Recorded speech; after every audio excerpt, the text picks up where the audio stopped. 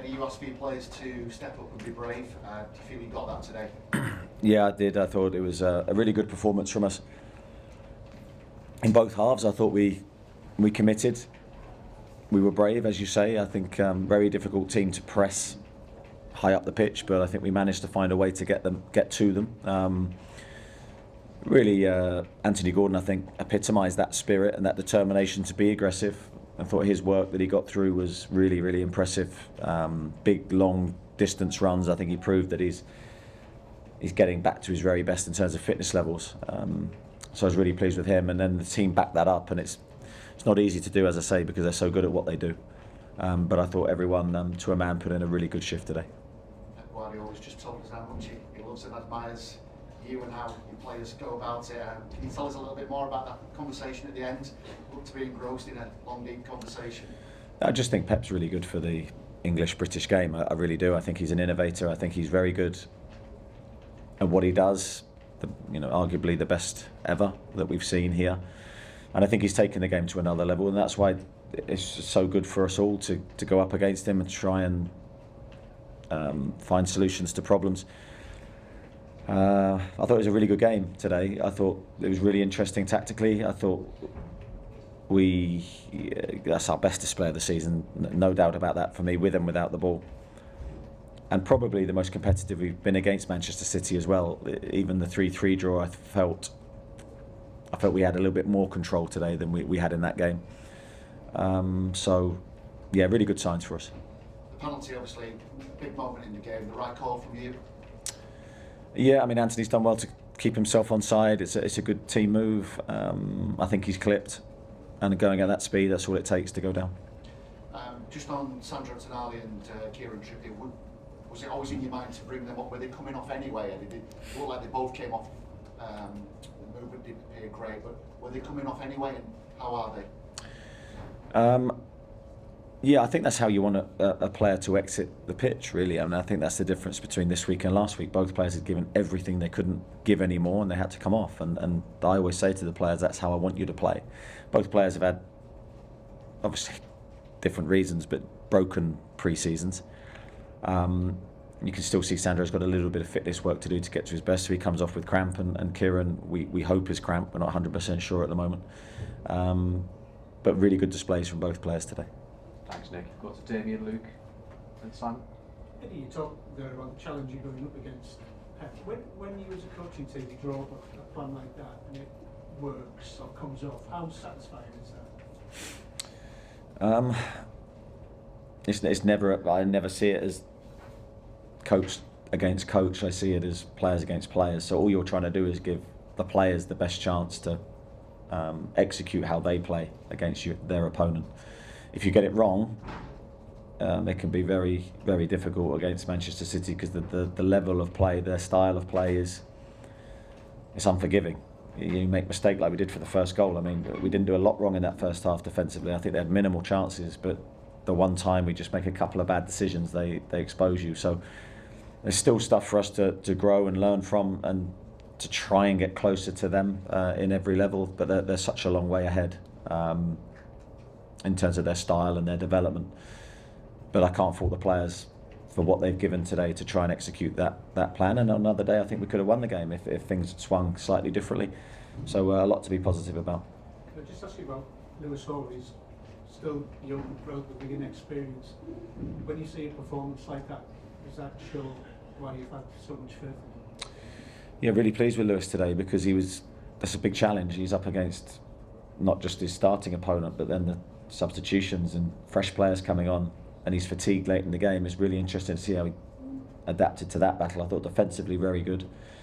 His positioning, his understanding, because again, tactically today we did something slightly different with our back line, and he was pivotal to that. I thought he did really, really well. But also his composure on the ball. He's very, very good technically. I think we can get him involved in the final third more. So there's areas to still improve, but he's got a very bright future if he continues to develop like he is. Thanks, Damien. Got to Luke. One of the things Pep said is that your team, or Newcastle, are impossible to contain for a whole 90 minutes. How do you react to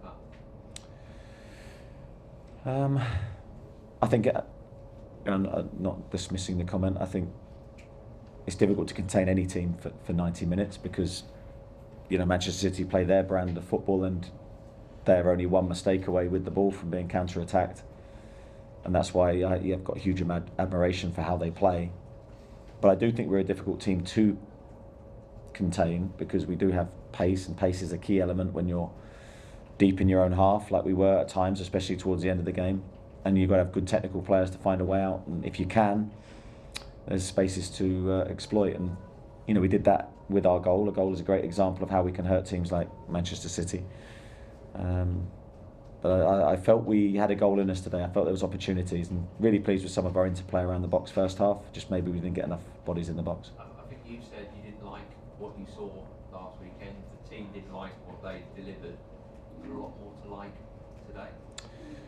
Yeah, and I think that's one of the beauties of this game. Hopefully you always get another chance to put something right and to leave a much better imprint of what you're about. Today we did do that. We leave the pitch not having won the game, but we leave with our heads held high and a much better representation of what we're about. Now the challenge for us is to find that consistently. And there's no better game to do that with than the cup game we have in midweek. This is a brilliant challenge for us to try and progress again in another important cup competition and to set really high standards in terms of attitude. Thank you. Simon? Eddie, Pep's been asked a load of questions about Rodri being missing, and it's almost the implication is they're drawn today because Rodri's not there, which I'm sure is not quite accurate from his perspective. But as an opposition coach, how hard is it to go against City when you know they're going to be at a high level, even though everybody else thinks they'll be affected by one player being missing? Yeah, I don't think we looked at the game like that. I mean, Rodri, yes, is pivotal to what they do, but we knew that they would reshuffle, potentially tactically do something different, and I think that was one of the challenges for us today, was to try and predict their starting lineup and their system. It's difficult to predict their system at the best of times, but it was even more difficult today without their number 6, who glues everything together. So we sort of had a couple of plans. But I think we all make too much of one player. You know, we're missing 2 number 9s today, 2 centre halves. Very, very difficult to replace those players because they're all unique. But you have to, and you have to find a way to still try and get results. A lot to get through. We'll get through as many as we can. Lee and then Craig. Eddie, can you give us a little bit more insight into how much you kind of suffered at the start of the week in terms of putting the players through, sort of looking back at the game at Fulham, and you know, today was the ideal response. It's obviously paid off. Yeah, I think it was a different week than the one we expected, because we expected to play on Tuesday, and so we were all preparing for the game on Tuesday, on Monday morning, just before I'm due to come and speak to you, and then of course the game's called off. And I think I said in my press conference on Friday, it was probably a good thing for us because it gave us a chance to attack a clear training week and build our game plan for Manchester City from Monday, really. I think that's probably the most we've reviewed a game with the players, so I think they had a lot of time to digest the performance. But I think if we produce something, it's only right that we analyse it in the correct way, with a view to, of course, producing a much better outcome. And obviously we've seen last week, but today you showed that you can go toe-to-toe with the Man City. Can this team be anything it wants to be, even without having players to it in January? That's very much my mindset, that we can be whatever we want to be. We are in control of what we deliver. And there should be no obstacle on how we think internally. And we're all working towards that sort of aim, if that makes sense. Okay, great. Eddie, just quickly on Alexander Isak didn't make the day. Is there an update there, and will he feature Tuesday or beyond? He definitely won't feature on Tuesday. Let's see how he looks for Everton. Of course, there's an international period coming up after that, and he's an international player, so we see the implications of all that, but we'll make decisions during this week. We don't think we know it's not a serious injury, but it's a niggly one that is obviously preventing a key player playing for us. Jordan and then Dan front. You'll have seen that Anthony Gordon pretty much flag display. How well timed was that from the supporters? That must have been a sort of difficult start to season. Yeah, again, brilliant from War Flags, brilliant from everybody.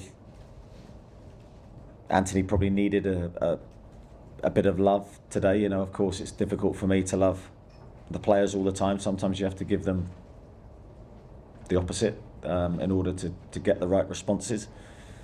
But ultimately, I think it's really important that we love all our players and we allow them to enter the pitch in a great frame of mind, knowing that they're free to make the odd mistake, but they're playing in an environment where they feel protected and loved. And I think Anthony's got that. I think Anthony's got that through what he's done here.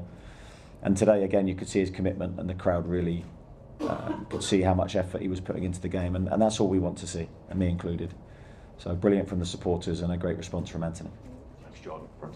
Eddie, I appreciate what you're saying about one player and not becoming obsessed with one player like Rodri, but how important today was it that your players were, you know, physically strong and competitive? So the game at times you almost wonder whether they're going to end at 11 v 11 because there's some challenges going quite close to the line. But how important was it that your players had that need without crossing that line? Yeah, I think that is a balance that you always need. You need the steeliness, the determination to beat your opponent or try and beat your opponent, and give no inch on duels, tackles, whatever the moment is. But you can't lose your discipline. One thing we couldn't do today was go to 10 men against Manchester City or any team. So I think we were in control of our emotions, but I think we had that bite to us today, so it was great to see. Okay, George Holkin. Hi, George. Firstly, can I just ask you to reflect on the quite shocking news about Darren yesterday? Yeah, I think all of us associated with Newcastle really feel for Darren and throw a protective arm around him. Devastating news for him and his family. You know, Darren is a really hard worker. He wants to do a great job for Newcastle. He's always been really committed, and just that news put everything into perspective, and we hope he makes a full recovery and he's okay, and we'll do everything we can to support him. And it does mean that, I mean, it's been a year of change at the club, whether it's Dan leaving, Paul coming in, Amanda there, it means there's more ahead. How challenging is it? Obviously there's a human story that I don't want to minimize that, but how challenging is it and how important is it for you as a coach to find a pathway through that change? Yeah, I think that the first thing is Darren's health ahead of anything else, football related. No, it's about the person and his family. So putting that as the most important priority, and then looking at the football side. Yeah, it's not what we wanted, but I'm sure the club will have its plans in place and build that through time. I know Darren's going to stay and support the club, which is testament again to his character and how he wants to leave his legacy, which is a fantastic thing. And the club will be okay. Thanks, George. Just Scott and then Dominic to finish. Just when you talk about the steeliness and the kind of shift, if you like, in the way you approach this game maybe last weekend, how important in particular are Bruno and Joel in setting the tone for that? Because it felt today like those two in particular were right back at the kind of aggression, energy levels that they were showing last season. Yeah, I mean, you've picked two players, and probably Joelinton is the sort of standard bearer for that. When you think of that type of aspect in our play, he's the one that I probably first think of, and it needs to be there in his game. But it has to be reflected in everyone's game, regardless of their style of play. First thing, you have to work hard and you have to win your tackles and win your headers, which is what we didn't do against Fulham. We were too easy to play against. Today, I think Manchester City walk off and go, nah, they're a team that have committed everything, and that's all we want, because then you add the ability to it and we're a match for anybody. Dominic? Anthony Gordon obviously scores today, kissing the badge, showing real passion for the club. What do you think sort of lit that fire in him today? I think a mixture of things. I never think it's one thing. I think he knew he needed a performance. He's playing in a different position, so sometimes that can make you freer. But I think the whole squad knew what we needed to do today. I don't think there was anyone that was left in any doubt about how we needed to perform. Anthony set the tone, and that you need your number 9 to do that, and the whole team then follows suit. Just finally, any update on his contract? I don't know anything on that. Of course, I think we spoke about it being close on Friday. Hopefully it gets even closer. Okay, thanks everyone. See you Monday morning. Thank you. Thank you. Thanks so much. On AM, on DAB, via the talkSPORT app and on your smart speaker. talkSPORT.